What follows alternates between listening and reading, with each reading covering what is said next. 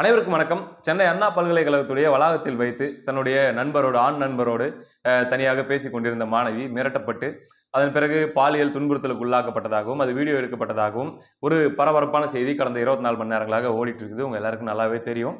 இதைத் தொடர்ந்து ஒரு கடுமையான விமர்சனம் இந்த திமுக அரசு மீது, இந்த ஆட்சி மீது, சட்டம் ஒழுங்கு மீது, பெண்களுக்கான பாதுகாப்பு மீது கடுமையாக எல்லா கட்சிகளும், சமூக ஆர்வலர்களும், பொதுமக்களும் கேள்விகளை எழுப்ப ஆரம்பிக்கிறாங்க.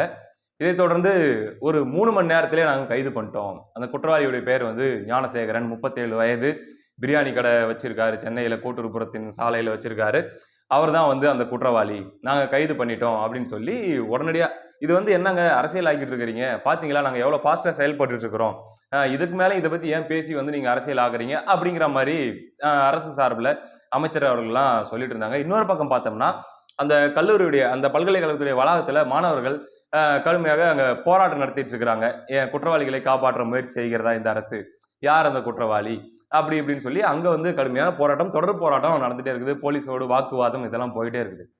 இந்த சூழல்ல இன்னைக்கு காலையில ஒரு புகைப்படம் வெளியே வருது. அதாவது அந்த குற்றவாளிக்கு வந்து மாவு கட்டு போடப்பட்டிருக்குது. அவர் வந்து தப்பிச்சு ஓட முயற்சி பண்ணாரு.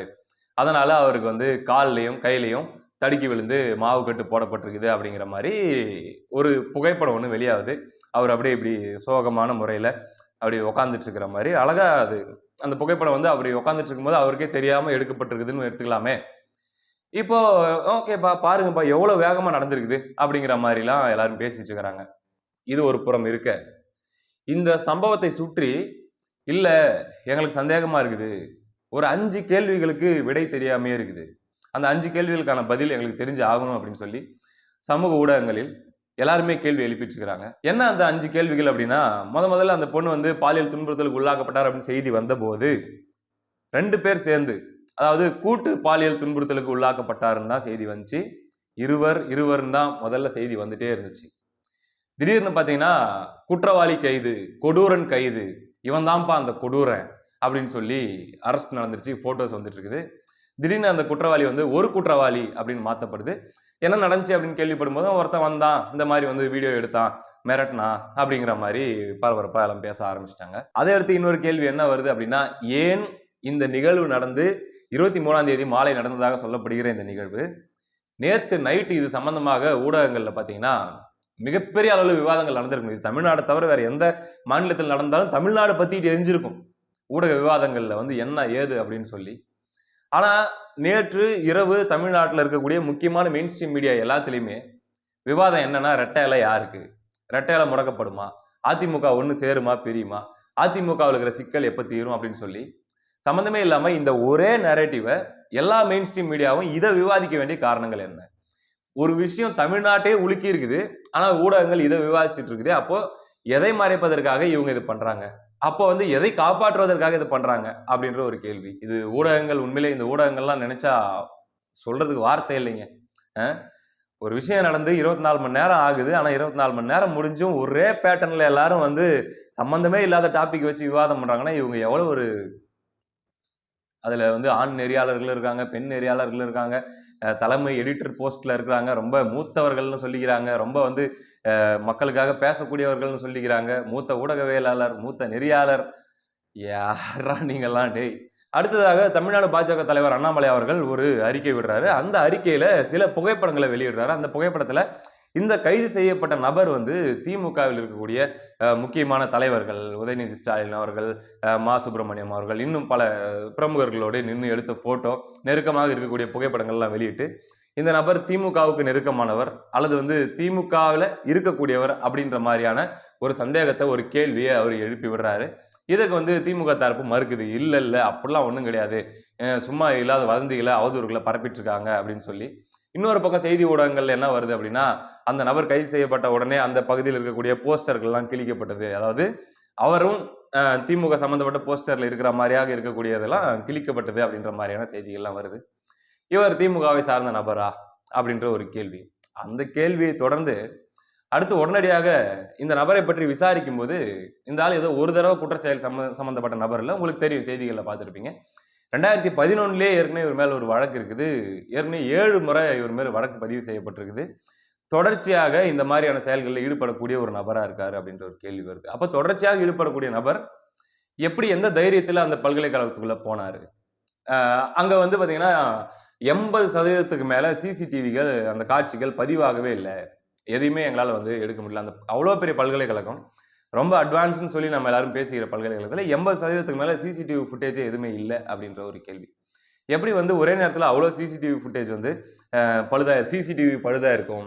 அதோடைய ஒயர்லாம் அறுந்து போய் இப்படி இருக்குன்ற மாரி செய்தி வருது. இது நம்பக்கூடியதாக இருக்கா? அப்படின்ட்டு எதிர்க்கட்சிகள் ஒரு பக்கம் கேள்வி கேட்கறாங்க.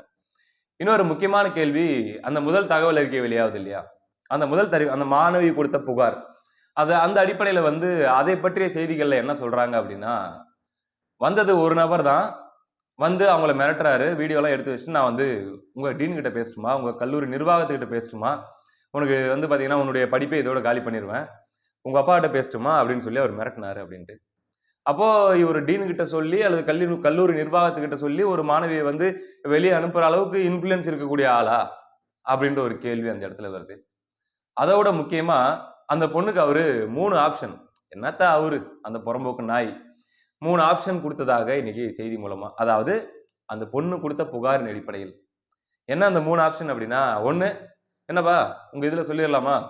இதோட ஒண்ணு வீட்ல சொல்லிறலாமா? காலேஜ்ல சொல்லிறலாமா?" அப்டின்ட்டு. 2வது "என்னோடு நான் சொல்வதை எல்லாம் கேட்க வேண்டும்." அப்டின்ற ஒரு ஆப்ஷன். அதோடு சேர்ந்து 3வது ஒரு ஆப்ஷன், "சார்." யார் அந்த சார் அப்டின்னு தெரியலங்க. இந்த மாணவி வந்து கொடுத்த புகார்ல வேறொரு நபரும் இதில் வந்து உடந்தையாக இருந்திருக்கிறார் என்ற ஒரு கேள்வியை வந்து எழுப்பியிருக்கிறது. ஏனென்றால் அதில் கூறப்பட்ட தகவலின்படி ஞானசேகரன் இந்த மாணவியை வந்து மிரட்டிக் கொண்டிருக்கும் பொழுது வேறொரு நபர் வந்து போனில் வந்து அழைத்திருக்கிறார் என்ற விவரங்கள் வந்து கொடுக்கப்பட்டிருக்கிறது. அந்த 3வது நபர் யார் என்ற ஒரு கேள்வியும் எழுந்திருப்பதனால அது குறித்து காவல்துறையினர் தரப்புல இன்னும் முழுமையான விளக்கம் இல்லை. சார் ஒருவரு அவர்கிட்ட வந்து நீங்க ஒத்துழைக்க வேண்டும். ஃபோன்ல பேசுறாராம் அந்த நபர். ஃபோன்ல பேசக்கூடிய அந்த நபர்கிட்ட இங்க நடந்ததெல்லாம் அந்த ஆள் வந்து சொல்றானாம். இப்படி வந்திருக்கேன், இப்படி பண்ணேன், இப்படி எடுத்திருக்கேன், என் பொண்ணு இருக்குது, இங்க தான் இருக்குது, பேசிட்டு இருக்கிறேன், அததான் சொல்லிட்டு இருக்கிறேன் அப்படின்ட்டு, அதுக்கு ஆப்போசிட் எண்ட்ல இருக்கிறவன் ஏதோ ஒண்ணு பேசிட்டு வைக்கிறானாம். அவன் யாரு அப்படின்னு நமக்கு தெரியல. அவரோட நீங்க வந்து அப்படி தப்பான முறையில இருக்கிறதுக்கு ஒத்துக்கணும் அப்படிங்கிற மாரி அந்த பொண்ணு மிரட்டப்பட்டு கிட்டத்தட்ட மாலை 7:45லிருந்து அது 8:40 8:20 வரைக்கும் அந்த பெண்ணை வந்து இருட்டல்ல வச்சு மிரட்டியதாகவும், பாலியல் ரீதியாக துன்புறுத்தியதாகவும், இன்னும் சில கொடுமையான சில விஷயங்கள் அத நான் சொல்ல விரும்பல. சொல்றதுக்கு ரொம்பவே ஒரு மாரி ரொம்பவே வருத்தமாவும் அல்லது வந்து ரொம்ப கொடுமையாவும் இருக்கிறதுனால, அத நான் சொல்ல விரும்பல. அந்த பொண்ணு இருந்த நெலைம அப்படிப்பட்ட நெலைமைன்னு வச்சுக்கோங்களேன். நாம செய்திகள் மூலமா கேள்விப்படுறது. அப்போ இப்போ ஒருத்தன கைது பண்ணி, ஒருத்தன வந்து கைது பண்ணிட்டோம். உடனடியா நடவடிக்கை எடுத்துட்டோம். பாருங்க மாவு கட்டு போட்டுட்டோம். அப்படிங்கிற மாரிலாம் செய்தியாக்கி அத வந்து பண்ணிட்டு இருக்கிறாங்களே.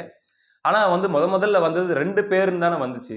யார் அந்த 2வது நபர்? அந்த சாருன்னு சொல்லி இவன் வந்து அந்த பொண்ணுகிட்ட பேசி மிரட்டுன அந்த சாரு யாரு? அப்படின்ற ஒரு பெரிய கேள்வி இப்ப சமூக ஊடகங்கள்ல, ஊடகங்கள் முதற்கொண்டு, செய்திகள் முதற்கொண்டு எல்லாத்துலயுமே வந்துட்டு இருக்குது. யாரையோ காப்பாற்றதா இது எல்லாமே நடக்குதா? அப்படிங்கிற மாரி ஒரு கேள்வி இந்த இடத்துல வந்துட்டு இருக்குது. இத தாண்டி இந்த நபருக்கு போடப்பட்டிருக்கிற மாவு கட்டு மேலே எங்களுக்கு நம்பிக்கை இல்ல அப்படின்னு சொல்லி சில பேர் அரசியல் பிரமுகர்கள்லாம் இது வந்து ஜஸ்ட் இப்போ அந்த சூட்டை தணிக்கிறதுக்காக எல்லாரும் ஒரு கொந்தளிப்புல இருக்கிறாங்க இல்லையா? இத வந்து ஒரு மாரி மட்டுப்படுத்துறதுக்காக மாவு கட்டு கையிலயும் கால்லயும் போட்ட மாரி எடுத்து போட்டோ எடுத்து போட்டிருக்கிறாங்கங்க. அப்படின்ற மாரியும் சொல்லிட்டு இருக்கிறாங்க. இது எந்த அளவுக்கு உண்மை அப்படின்னு தெரியல. அப்போ வரிசையான கேள்விகள் இங்க மக்களால எழுப்பப்பட்டு வருது. என்ன அப்படின்னா, முதல்ல வந்ததே வந்து அது கூட்டு பாலியல் வன்முறை அப்படின்ற மாரி தான் வந்துச்சு. ஆனா அடுத்ததாக ஒருத்தர கைது பண்ணிட்டோம், குற்றவாளியை நடவடிக்கை எடுத்துட்டோம். இதுக்கு மேல இதுல பேசுறதுக்கு என்ன இருக்குன்ற மாரி இப்ப எல்லாம் பேச ஆரம்பிக்கிறாங்க. உண்மையிலே அது ஒருவரா? அல்லது இருவரா? இருவர் என்றால் யார் அந்த இன்னொரு நபர்? அப்படின்ற ஒரு கேள்வி. யாரோடு இவன் அந்த போன்ல பேசினான்? அப்படின்ற ஒரு கேள்வி. சிசிடிவி எப்படி ஒரே நேரத்துல அவ்வளவும் பழுதாகி போச்சு அப்படின்றது. அப்படி பழுதாகி போனது அவனுக்கு முன்கூட்டியே தெரியுமா? அப்படின்ற ஒரு கேள்வி. அதே போல வந்து நான் நிர்வாகத்துக்கிட்ட பேசி இப்படி பண்ணுவேன், அப்படி பண்ணுவேன்னு சொல்றான் அப்படின்னா, அவனுக்கு என்ன அப்படி ஒரு இன்ஃப்ளூயன்ஸ் அப்படின்றது. அவன் திமுகவை சார்ந்தவனா? அவன் திமுகவுக்கு நெருக்கமா இருந்தவனா? அப்படின்ற இன்னொரு கேள்வி. இது அத்தனை கேள்விகளுக்கும் ஒன்றோடு ஒன்று பொருந்தி போகிற மாரி இருக்குது. சந்தேகத்தை அதிகப்படுத்துற மாரி இருக்குது. இப்ப இவன் வந்து இதனால பாதிக்கப்பட்டவங்க அல்லது இவன் ஒருத்தருக்காக வேலை செஞ்சிருக்கானா? இது வந்து ஒரு மாணவி கிட்ட தான் இவன் இந்த மாரி பண்ணியிருக்கானா? அல்லது வந்து இது தொடர்ச்சியாக அவன் பண்ணியிருந்துட்டு இருந்திருக்கானா? யாருக்காக பண்ணியிருக்கான்? அவனுக்காக அவன் பண்ணானா? அப்படின்னு பல கேள்விகள் இதை சுற்றி ஒண்ணோடு ஒண்ணு இப்ப உருவாகிட்டு இருக்குது. இதுக்கெல்லாம் ஒரு தெளிவான ஒரு விசாரணையை, ஒரு நீதியை குற்றம் சாட்டப்பட்ட நபர் அல்லது உண்மையான குற்றவாளி யாராக இருந்தாலும் அந்த நபர் மீது நேர்மையான முறையில் விசாரணை நடக்கப்பட்டு ஒரு நடவடிக்கை எடுக்கப்படுமா அப்படிங்கிற பல கேள்விகள் இதை சுற்றி எழுந்திருக்குது. அது நடக்கப்படுமா அப்படிங்கிறத நம்ம பொறுத்திருந்து தான் பார்க்கணும். அடுத்த காணொலியில் சந்திப்போம். நன்றி.